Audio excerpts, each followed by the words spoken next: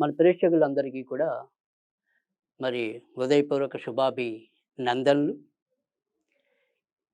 ఈ మే 21 తారీఖు నుంచి మనకి సంపూర్ణ కాలసర్ప దోషం పట్టబోతోంది.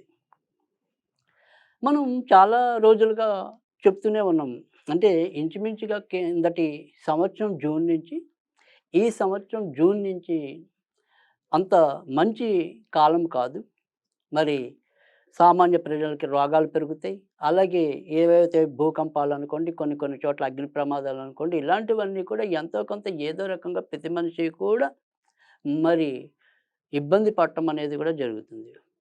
అయితే ఇప్పుడు అందరికీ వచ్చే సందేహం ఏంటంటే, ఇటీవలే మనకి ఈ యొక్క యుద్ధ వాతావరణాన్ని మనం చవిచూడటం అనేది కూడా జరిగింది. మరి ఇప్పుడు ఈ యొక్క కాలసర్పదోషం ఏదైతే ఉంటుందో అది మే 21 నుంచి ప్రారంభమై ఇంచుమించు జూలై 24, 23 తారీఖుల దాకా ఇంచుమించుగా ఉండటం అనేదైతే జరుగుతుంది. అలాగే ఇంకా మనకేంటంటే ఏదైతే మే 21 కంటే కూడా ముందు కూడా ఇంచుమించుగా మనకొక చంద్రుడిది పక్కన పెడితే మిగతా గ్రహాలన్నీ కూడా రాహు, కేతు మధ్య ఉండిపోతాయి. కనుక ఈ యొక్క గ్రహస్థితి ఏదైతే ఉంటుందో ఇది మనం బాగా సంతృప్తికరంగా ఉండడానికి వీలైన గ్రహస్థితి కాదు.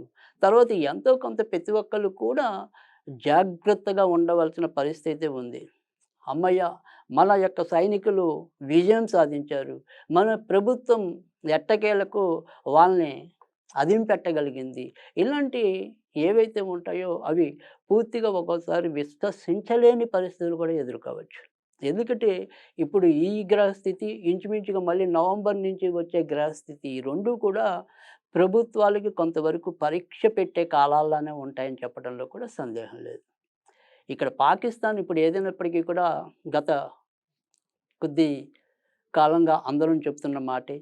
ఈ పాకిస్తాన్ కొన్ని భాగాలుగా విడిపోయి, అందులో ఒక భాగం అనేది భారతదేశానికి బాగా వ్యతిరేకత అనేది చూపించటం అనేది, భారతదేశం మీద అదను చూసుకొని దండెత్తి రావచ్చు అన్నట్టుగా కూడా అంచనాలైతే ఉన్నాయి. అయితే ఇక్కడ యుద్ధం జరుగుతుందా? జరగదా? అనే దాంట్లో ఎవరికీ అంత స్పష్టత అయితే లేదు కానీ, యుద్ధానికి దగ్గర దాకా వచ్చి ఏదో రకంగా సమస్య పరిస్థితి ఉంటుంది. బట్ చివరికొచ్చేప్పటికి ఎలాగైనప్పటికీ కూడా భారతదేశందే పైచేయి అవుతుంది అనటంలో కూడా ఎలాంటి సందేహం లేదు. దీని మీద కూడా ఎవరికీ కూడా ఎక్కువ శాతం భిన్నాభిప్రాయాలైతే లేవు. అందరం కూడా ఎంతో కొంత మనం భారతదేశానికి అనుగుణంగానే భావిస్తున్నాం. భారతదేశం ఎన్ని పరీక్షలు ఎదుర్కొన్నప్పటికీ కూడా విజయం సాధిస్తుందని చెప్పే ఆలోచిస్తున్నాం. ఇది యదార్థం కూడా. ఎందుకంటే ఏదైతే తర్వాత వచ్చే గ్రహస్థితి ఉంటుందో అక్కడ తను సమర్థవంతంగా ప్రణాళికలు రచించుకోగలగటం అనేదైతే ఉంటుంది. కానీ ఇప్పుడున్న గ్రహస్థితి ఏదైతే ఉంటుందో ముఖ్యంగా జూన్ 6 తారీఖు దాకా పూర్తిగా అందరం కూడా మనం గుండె మీద చెయ్యేసుకొని ఉండే అంత పరిస్థితి అయితే ఉండదు. ఒక్కొక్క ప్రదేశంలో ఒక్కొక్క రకమైన ఇబ్బందులు, ప్రమాదాలు హెచ్చరిల్లే అవకాశాలుంటాయి. భార్యాభర్తల మధ్య వాగ్వివాదాలు పెరుగుతాయి. తర్వాత మరి ఒక కీలకమైన నాయకుడు మనం పోగొట్టుకోవటం అనేది కూడా ఉంటుంది. కనుక ఏదైనప్పటికీ కూడా ఇవన్నీ కూడా ఒకదానికొకటి కొంతవరకు ఇటు అమ్మయ్య బయట బావుంది అనుకున్నప్పటికి ఇంట్లో బావుండదు. అమ్మయ్య ఇంట్లో బావుంది అనుకున్నప్పటికి బయట బావుండదు. ఏదో రకమైన ఆందోళనకరమైన వాతావరణం అయితే గనక మన గుండెల్లో ఉప్పొంగుతూ ఉంటుంది. కనుక ఇక్కడ మన వంతు మనం జాగ్రత్త తీసుకోవటం అనేది కూడా అవసరం. తర్వాత ఈ కాలసర్పదోషం ఏదైతే ఉందో ముఖ్యంగా మనకి 6, 7 రాసుల మధ్య అంటే ముఖ్యంగా ఏదైతే సింహరాశి నుంచి మనకి ఈ యొక్క కుంభరాశి మధ్య ఇప్పుడు ప్రస్తుతం ఉండే కాలసర్పదోషం పట్టడం అనేది ఉంది. అంటే కుంభం, మేషం తర్వాత మరి కుంభం, మీనం, మేషం, వృషభం, మిథునం, కర్కాటకం, సింహం. ఈ 7 రాసుల మధ్య కూడా ఈ యొక్క రాహు, కేతు దోషం అనేది ఇంపాక్ట్ అనేది ఎక్కువుంటుంది. కానీ ప్రతి రాశి మీద కూడా ఎంతో కొంత దీని యొక్క ప్రభావం అనేదైతే ఉంటుంది. ముఖ్యంగా కుంభరాశి వారికైతే గనక భార్యాభర్తల మధ్య విభేదాలు, మీనరాశి వారికైతే గనక అధిక ధన వ్యయం, తర్వాత అక్కర్లేని ప్రయాణాలు, తర్వాత మేషరాశి వారికైతే గనక బుద్ధి బలం సరిగ్గా వికసించకపోవటం, తొందరపాటు నిర్ణయాలు, వాటి వల్ల ఇబ్బందులు, సంతాన మూలకంగా ఏవో రక ఆందోళన, చిక్కులు ఎదురవ్వటం అనేదైతే ఉంటుంది. వృషభ రాశి వారికైతే గనక ఆకస్మికంగా ఏమైనా సరే ఉద్యోగాల్లో ఇబ్బందులు, ఇంట్లో ఎప్పుడు ఒక సమస్య తీరుతుంది అనుకుంటే మరో సమస్య ఉండి అశాంతికరమైన వాతావరణం తొంగి చూస్తుంది. మిథున రాశి వారికైతే గనక నాన్నగారు, అటువైపు ఉండే బంధువుల పరంగా ఏవైనా సరే మధ్య మధ్యలో చిక్కులు, చికాకులు ఏర్పడటం అనేది, అదృష్టం అనేది దగ్గర దాకా వచ్చినట్టే వచ్చి ఏదో రకంగా మిస్ అవుతూ ఉండటం అనేది, ఇరుగు పొరుగు వారితో సంబంధ బాంధవ్యాల్లో కొంతవరకు హెచ్చుతగ్గులు ఏర్పడడానికి అవకాశం ఉంటుంది. ఇక ఏదైతే మరి కర్కాటక రాశి ఉంటుందో, కర్కాటక రాశి వారికైతే గనక ఆరోగ్యం అంతా సరిగ్గా లేకపోవటం అనేది, తర్వాత ఏదైనప్పటికీ కూడా అది మనం వైద్యులకు చూపించుకునేంత పెద్ద రోగంగా ఉండకపోవచ్చు. లేదా అలాగని అసలు లేదనుకుని ఆనందంగా ఉండడానికి ఉండదు. ఎప్పుడూ మానసికంగా ఒక రకమైన ఉద్వేగభరితమైన వాతావరణం తొంగి చూడడానికి కూడా అవకాశం ఎక్కువగా ఉంటుంది.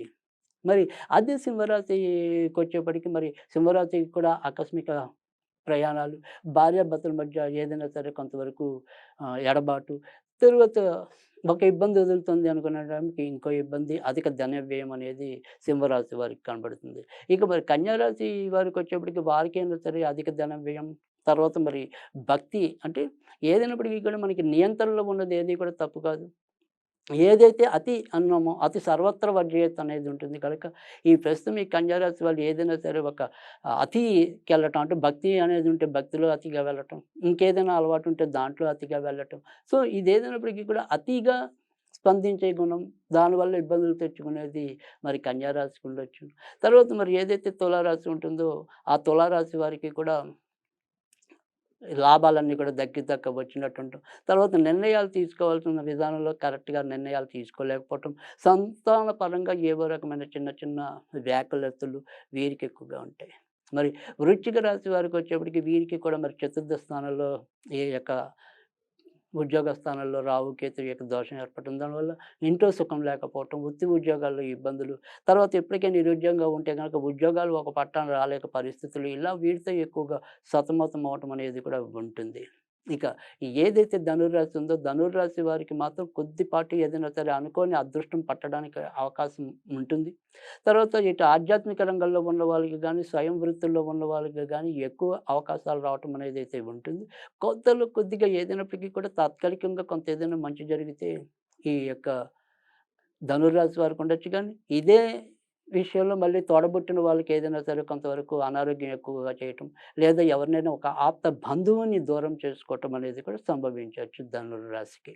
మరి అదే మకర రాశి వారికొచ్చేప్పటికి మరి ధనస్థానంలోను, మరి అష్టమ స్థానంలో పట్టడం వల్ల ఆరోగ్యపరంగా ఎక్కువగా ధనం వ్యయం అవ్వటం అనేది, ఆకస్మిక వ్యాధులనేది గుండెపోటు గాని, ఇలాంటివి ఏమైనా సరే ఆకస్మిక వ్యాధులు అప్పటికప్పుడు వచ్చి ఇబ్బంది పెట్టే వ్యాధులేమన్నా తగులుకోవడానికి గానీ, మకర రాశి వారికి అవకాశం ఎక్కువగా ఉంటుంది.